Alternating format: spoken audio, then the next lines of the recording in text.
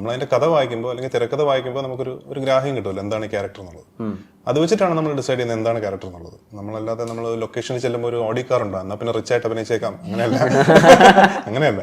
അതുകൊണ്ട് so depends on the script, screen play and ഞാൻ നേരത്തെ പറഞ്ഞ പോലെ സംവിധായകനായിട്ട് സംസാരിച്ച് അവരെന്താണ് ആ കഥാപാത്രത്തിൽ നിന്ന് ഉദ്ദേശിക്കുന്നതെന്ന് മനസ്സിലാക്കി അത് കൊടുക്കുക എന്നുള്ളതാണ്. ഈ ജനറേഷൻ ഗ്യാപ്പിനെ ആളുകൾ ഒരു പുതിയ ടേം ഇട്ട് വിളിക്കുന്നുണ്ട്, അതാണ് തന്ത വൈബ്.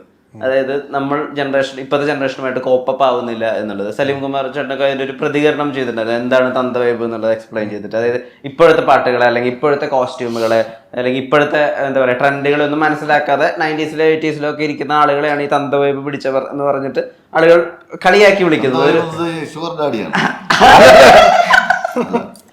അല്ലല്ല, അതായത് കുറച്ച് അതെ ഒരു പ്രായമുള്ള വൈബ്. അതെ അതായത് ഇപ്പോഴത്തെ ജനറേഷനുമായിട്ട് അപ്പൊ ഞാൻ തന്നെ ഈ ഇപ്പോഴത്തെ ജനറേഷന്റെ ചിന്തകളും ഒക്കെ മനസ്സിലാക്കുന്നത് ചേട്ടന്റെ മകളുടെ ഒരു പോഡ്കാസ്റ്റ് ഉണ്ട്, നോട്ട് എ പോഡ്കാസ്റ്റ് എന്ന് പറഞ്ഞിട്ട് ഇൻസ്റ്റാഗ്രാമിലുള്ള. അപ്പൊ അതില് നമുക്ക് മനസ്സിലാവും ഇപ്പോഴത്തെ കുട്ടികൾ എന്താ ചിന്തിക്കുന്നത്, അവരെന്ത് പാട്ടുകളാണ് കേൾക്കുന്നതെന്നൊക്കെ. ജനറേഷനുമായിട്ട് ചേർന്ന് നിൽക്കണല്ലോ എപ്പോഴും. ഈ സിനിമ ഒരു ഷോ ബിസിനസ് കൂടെ ആകുമ്പോൾ നിങ്ങളുടെ കോസ്റ്റ്യൂംസിലായാലും ആറ്റിറ്റ്യൂഡിലായാലും ഒക്കെ അത് ഈ മക്കളുമായിട്ടുള്ള സൗഹൃദം.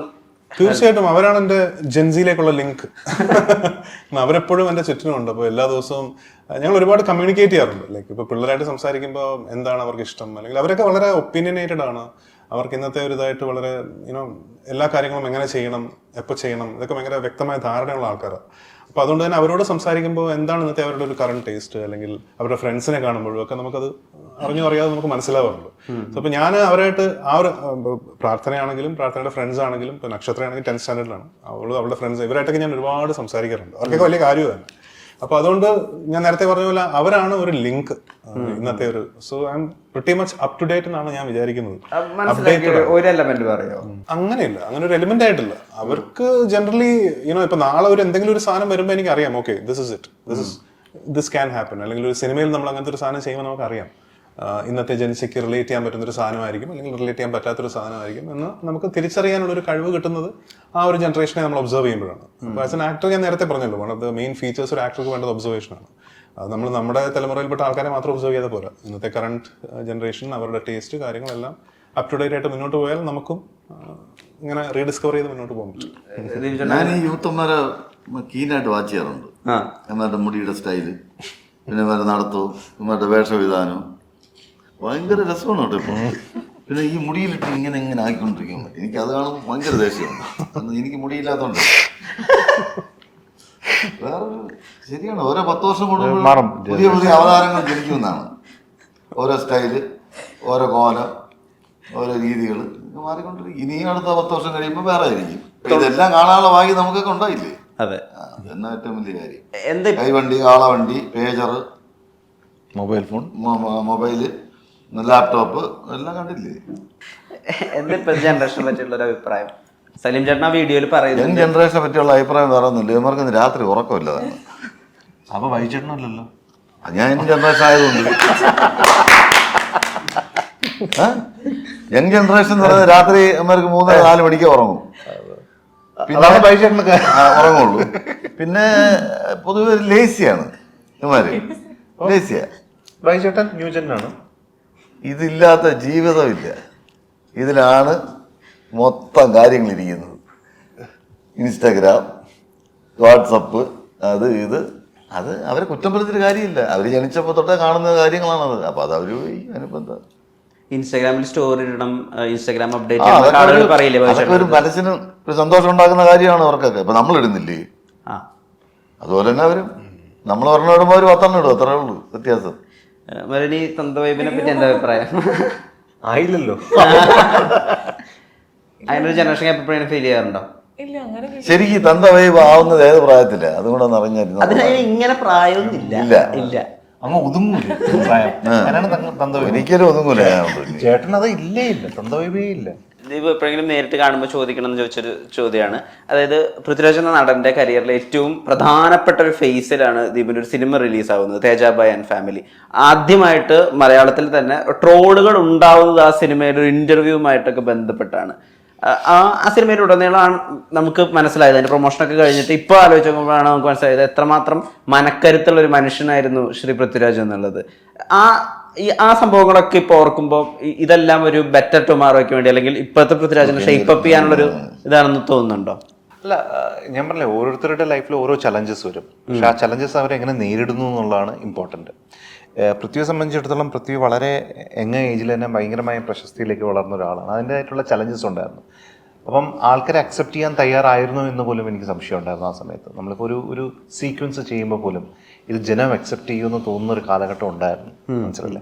അത് പൃഥ്വി അതിനെ ഭയങ്കര പോസിറ്റീവായിട്ട് കാണുകയും അത് നന്നായി ആ ചലഞ്ചസിനെ സ്ട്രഗിൾ ചെയ്ത് മുന്നോട്ട് വന്നത് തന്നെയാണ്. കാരണം ഞാനത് അടുത്തു നിന്ന് കണ്ടിട്ടുണ്ട്. കാരണം തേജാബായിൽ സംഭവിച്ച എല്ലാ കാര്യങ്ങളും ഏറ്റവും കൂടുതൽ എഫക്റ്റ് ചെയ്ത വ്യക്തിയാണ് ഞാൻ. അതായത് സിനിമയുടെ ഓരോ ഇൻ്റർവ്യൂവിൽ വരുന്ന ഓരോ ട്രോളും എന്നെയാണ് ഏറ്റവും കൂടുതൽ എഫക്റ്റ് ചെയ്തിട്ടുള്ളത്. ഞാനെന്നുള്ള ഡയറക്ടറിനെയാണ് എഫക്റ്റ് ചെയ്തിട്ടുള്ളത്. അപ്പോൾ അതുകൊണ്ട് തന്നെ അന്നത്തെ പലപ്പോഴും ഞാൻ വിചാരിച്ചിട്ടുണ്ട് അതിൻ്റെ പൃഥ്വിക്ക് വന്ന ആ സമയത്ത് വന്ന നെഗറ്റീവ്സും ബാധിച്ചിട്ടുള്ളത് എന്നെയും എൻ്റെ സിനിമയിലാണെന്ന് വരെ വന്നിട്ടുള്ളൊരു ടൈം ഉണ്ടായിരുന്നു. പക്ഷെ അതെല്ലാം ഞാൻ ഇപ്പം കാലം തെളിയിച്ചല്ലോ. അതാണ് നമ്മുടെ ജോലി കറക്റ്റായിട്ട് ചെയ്തുകൊണ്ടിരുന്നു കഴിഞ്ഞാൽ. ഇപ്പോൾ വില്ലനായാണ് തുടങ്ങുന്നത്. അത് എളുപ്പമുള്ളൊരു പാത്തായിരുന്നില്ല ആ സമയത്ത്. എന്നിട്ട് പോലും ആ പാത്താണ് ചൂസ് ചെയ്യുന്നത്. ഇത് ആ മൈൻഡ് സെറ്റ് എവിടെ നിന്നാണ് വന്നത്? അല്ല, അങ്ങനെയല്ല. എൻ്റെ ഒരു ഓരോരുത്തർക്ക് ഓരോ പ്രയോറിറ്റീസ് ആണല്ലോ. ഞാനിപ്പോൾ തുടങ്ങിയ സമയത്ത് പുതിയ ജനറേഷനിൽ, ആ സമയത്ത് ഞങ്ങളുടെ ജനറേഷനിൽപ്പെട്ട ആക്ടേഴ്സിന് ഓപ്പർച്യൂണിറ്റീസ് ഒരുപാട് കിട്ടിക്കൊണ്ടിരുന്നൊരു സമയമാണ്. അപ്പോൾ എനിക്ക് 2 ഓപ്ഷൻസ് ആയിരുന്നു. ഒന്നെങ്കിൽ ഒരു ആക്ടറായിട്ട് എൻ്റർ ചെയ്ത് ഒരു ആക്ടറായിട്ട് ആദ്യം എസ്റ്റാബ്ലിഷ് ചെയ്യുക, അല്ലെങ്കിൽ വെയിറ്റ് ചെയ്തിട്ടൊരു ഹീറോ ആയിട്ടൊരു വലിയ പടത്തിൽ വരിക. ഇതിന് രണ്ടിനും ആ സമയത്ത് ഓപ്ഷൻസ് ഉണ്ടായിരുന്നു. അപ്പം ഞാൻ ചൂസ് ചെയ്തത് ആദ്യത്തെ റൂട്ടാണ്. അതായത് ആസ് എൻ ആക്ടർ നമ്മൾ തെളിയിക്കുക. കാരണം മലയാളി പ്രേക്ഷകരെ കൊണ്ടൊരു നല്ല നടനാണെന്ന് പറയാൻ അത്ര എളുപ്പമല്ല. ഭയങ്കര ക്രിട്ടിക്സ് ആണ് എല്ലാവരും. ഒരു ആക്ടറെ വളരെ ജഡ്ജ്മെന്റലായിട്ട് ചിലപ്പം സ്ക്രീനിൽ കാണുന്ന പ്രേക്ഷകരാണ്. അപ്പോൾ ആ രീതിയിൽ എൻ്റെ ഒരു പ്രധാന ഉദ്ദേശം എന്ന് പറയുന്നത് വളരെ ഡിഫറെൻ്റ് ആയിട്ടുള്ള ക്യാരക്ടേഴ്സ് ചെയ്യുക. അതൊക്കെ ആഗ്രഹങ്ങളാണ് കേട്ടോ. ആ സമയത്ത് ചെയ്ത് കഴിഞ്ഞ് ഒരു ആക്ടർ എന്നുള്ള രീതിയിൽ എസ്റ്റാബ്ലിഷ് ചെയ്യുക. അത് കഴിഞ്ഞിട്ട് പിന്നെ ബാക്കി എന്ത് വരുന്നത് വെച്ചാൽ നമുക്കൊരു ബോണസ് ആയിട്ട് എടുക്കാം എന്നുള്ള രീതിയിലാണ് ഞാൻ തുടങ്ങിയത്. പക്ഷെ എന്തോ ഒരു ഭാഗ്യവശാൽ അങ്ങനെയുള്ള വളരെ different characters back to back എനിക്ക് ചെയ്യാനുള്ളൊരു ഭാഗ്യം ലഭിച്ചു. ഇപ്പൊ മീശമാധവൻ എന്ന് പറഞ്ഞ സിനിമ കഴിഞ്ഞ് ഇമ്മീഡിയറ്റ്ലി ചെയ്യുന്ന സിനിമയാണ് മിഡിരണ്ടിലും എന്ന് പറഞ്ഞ സിനിമ. ചാന്തുപൊട്ട് കഴിഞ്ഞ് ചെയ്യുന്ന സിനിമയാണ് ക്ലാസ്മേറ്റ്സ്. അപ്പോൾ എക്സ്ട്രീംലി ഡിഫറെൻ്റ് ആയിട്ട് സ്പിയേഴ്സ് അപ്പാർട്ടായിട്ട് നിൽക്കുന്ന കഥാപാത്രങ്ങൾ ബാക്ക് ടു ബാക്ക് ആയിട്ട് എൻ്റെ കരിയറിലെ പല പോയിന്റ്സിൽ എനിക്ക് ചെയ്യാനുള്ളൊരു ഒരു ഭാഗ്യം ലഭിച്ചിട്ടുണ്ട്. ആൻഡ് അതുകൊണ്ട് തന്നെ ആയിരിക്കാം ഇപ്പോൾ ഇത്രയും സിനിമകൾ കഴിഞ്ഞ് ഇപ്പോൾ 100 സിനിമ, ഒരു സിനിമയോട് കഴിഞ്ഞാൽ 100 സിനിമയാവും. അപ്പം എനിക്ക് തോന്നുന്നു നെക്സ്റ്റ് ഫിലിമാണെന്ന് തോന്നുന്നു, എനിക്കറിയില്ല, കൗണ്ട് ചെയ്തിട്ടില്ല. അപ്പോൾ ഇത്രയും ഒന്ന് നിൽക്കുമ്പോൾ ഇന്ദ്രജിത്ത് എന്നൊരു ആക്ടറെ കുറിച്ച് സംസാരിക്കുമ്പോൾ എല്ലാത്തരം കഥാപാത്രങ്ങളും ഹാൻഡിൽ ചെയ്തിട്ടുള്ള അല്ലെങ്കിൽ എഫക്റ്റീവായിട്ട് പെർഫോം ചെയ്യാൻ പറ്റുന്ന, പോർട്രേ ചെയ്യാൻ പറ്റുന്നൊരു ആക്ടറാണ് ഇന്ദ്രജിത്ത് എന്ന് ഇന്നൊരു സംസാരം ഉണ്ടെങ്കിൽ അതിൻ്റെ ഈ കഥാപാത്രങ്ങൾ ചെയ്തതുകൊണ്ട് തന്നെയാണ്. ഡിഫറെൻ്റ് ആയിട്ടുള്ള ഷെയ്ഡ്സ് ഉള്ളതുകൊണ്ടാണ്. So as an actor I feel lucky on that regard. 2025 മലയാളത്തിലെ ഏറ്റവും വലിയ സിനിമ ഇറങ്ങുന്നു. ആ സിനിമയുടെ പേര് എമ്പുരാൻ എന്നാണ്. ആ രഹസ്യം എങ്ങനെ മൂടി വയ്ക്കും? രഹസ്യമൊന്നുമില്ലല്ലോ. മാർച്ച് 27 ഇറങ്ങുന്ന രഹസ്യം. അതിലെന്തായിരിക്കും അതിന്റെ സ്കെയില്, അതിന്റെ വലുപ്പം? അത് അൺഡൗട്ടഡ്ലി ഇപ്പൊ ഈ പറഞ്ഞത് തന്നെയാണ്. കാരണം മലയാളത്തിലെ സ്കെയിൽ വൈസും ബഡ്ജറ്റ് വൈസും ഏറ്റവും വലിയ സിനിമയായിരിക്കും എമ്പുരാൻ. കോസ്റ്റൊക്കെ അങ്ങനെ ഒരു ഹോളിവുഡ് ഫിലിംസിന്റെ സ്റ്റാൻഡേർഡ്സ് ആണ്. അതിന്റെ കോസ്റ്റും അതിന്റെ ടെക്നിക്സും അതിന്റെ ടെക്നിക്കൽ സൈഡും ഷൂട്ട് ചെയ്തിരിക്കുന്ന രീതി, നമ്പർ ഓഫ് ലൊക്കേഷൻസ്. ഇപ്പം നമ്മൾ 1 വർഷത്തോളമായി ഇപ്പോൾ ഷൂട്ടിംഗ് തുടങ്ങിയിട്ട് ഇപ്പോഴും തീർന്നിട്ടില്ല. ഇപ്പോൾ US, UK, ഇപ്പം മിഡിൽ ഈസ്റ്റ്, ഇന്ത്യക്കകത്ത് തന്നെ പല സ്ഥലങ്ങൾ, അങ്ങനെ ഗുജറാത്ത്, കേരള, ബോംബെ, അങ്ങനെ ഒരു വലിയ വാസ്റ്റ് എക്സ്പാൻസിലൂടെ നമ്മൾ ഷൂട്ട് ചെയ്തിട്ടാണ് ഇപ്പോൾ ഇതുവരെ എത്തിയിരിക്കുന്നത്. റഷ്യയില് എനിക്കറിയില്ല കേട്ടോ, ഷൂട്ട് ചെയ്തിട്ടുണ്ട്. പറയാൻ പറ്റില്ല, ഇവരെ കാര്യമുണ്ട്. ഇവര് വേണേൽ റഷ്യയിലൊക്കെ പോകും. ഒരു ദിവസമൊക്കെ പോയി ഷൂട്ട് ചെയ്യും. 1 ദിവസമൊക്കെ പോയി ഷൂട്ട് ചെയ്യും. ലൂസിഫറിൽ ചെയ്തില്ല അല്ലേ? ലൂസിഫറിൽ അസർബൈജാനിലായിരുന്നു തോന്നുന്നു. ഗോവർദ്ധന വലിപ്പം ഉണ്ടാവോ? ഗോവർദ്ധൻ ഡെഫിനറ്റ്ലി ഗോവർദ്ധന് ഒരു സിഗ്നിഫിക്കൻസ് എമ്പുരാനിലുണ്ടാവും. അതെ, കാരണം ഗോവർദ്ധൻ ലൂസിഫറിലും സത്യാന്വേഷണത്തിന്റെ ആളാണല്ലോ. അപ്പോൾ എന്താണ് സത്യമെന്നറിയാനുള്ള ഗോവർദ്ധന്റെ യാത്രകൾ ഈ സിനിമയിലും ഉണ്ടാവും. സ്റ്റീഫന്റെ പടയാളി മുരുകൻ ഈ വട്ടം മുരുകൻ ഉണ്ട്. പക്ഷെ മുരുകൻ US-ലും റഷ്യയിലും മുരുകന് ഒക്കെ ഉള്ളൂ. എന്തായാലും മുരുകനുണ്ട്. മുരുകൻ മോശമാവില്ല. തിരുവനന്തപുരത്തെ ബേസ് ചെയ്തിട്ടുള്ള ഒരു സിനിമയായിരുന്നു ലൂസിഫർ. അതിന്റെ തന്നെ മറ്റൊരു എന്റർടൈനിങ് ആയിട്ടുള്ള തലമാണ് ഞാൻ കണ്ടതാ സാറേ എന്നുള്ളത്. അപ്പൊ ഈ ഡൽഹി ബെല്ലിക്കും അല്ലെങ്കിൽ കൊലമാവ് കോഹ്ലിക്കും ഉള്ള ഒരു രസമുണ്ടല്ലോ, ബ്ലാക്ക് ഹ്യൂമർ ആണ്. സീരിയസ് ആയിട്ടുള്ള സംഭവം നടക്കുമ്പോൾ നമുക്ക് ശരിയാണ് വരുന്നത്. അത് തിയേറ്റേഴ്സിൽ വർക്ക് ആവട്ടെ. ഈ സിനിമ ഡെഫിനറ്റ്ലി നിങ്ങളുടെ ഫിലിമോഗ്രഫിയിൽ ഒരു മൈൽ സ്റ്റോൺ ആവട്ടെ. 4 പേരുടെ നേരത്തിന് ഒരുപാട്